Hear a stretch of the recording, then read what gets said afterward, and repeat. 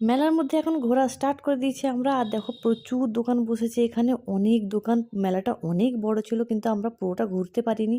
এখানে অনেক জুয়েলারির দোকান, অনেক ব্যাগ দোকান, জুতো, মানে A to Z সবকিছু দোকান বসেছে। এখান থেকে আমরা অনেক কিছু কেনাকাটা করে নিলাম। তারপর দেখো আদি এখানে তার খেলনা কিনতে চলে এলো। ও এখানে বল আর অনেক কিছু কিনলো। মানে দিদি ওকে কিনে দিল। তারপর এখানে চলে এলাম পানের স্টলে, পান নিয়ে নিলাম। আর আমরা এখানে গরম, গরম পাঁপড় ভাজছিল, সেখানেই পাঁপড় ভাজা খেলাম। তারপর চলে এলাম আমরা এখানে ট্রেনে চড়বো বলে। তো মুন বলল যে চলো মাসি আমরা দুজনেই উঠি। তো আমিও তো অনেকদিন ট্রেনটায় চড়িনি, তো সেভাবেই ওঠা হয়নি। আর আদি দেখো ওখানে দাঁড়িয়ে দাঁড়িয়ে পাপার করে দাঁড়িয়ে দাঁড়িয়ে আমাদের দিকে দেখছিল। আর ট্রেনটা আমাদের চালু হয়ে গেছে, খুব মজা পেয়েছিলাম। আমি মেলায় সেভাবে অন্য কোনো রাইডে উঠি না, একমাত্র ট্রেন ছাড়া।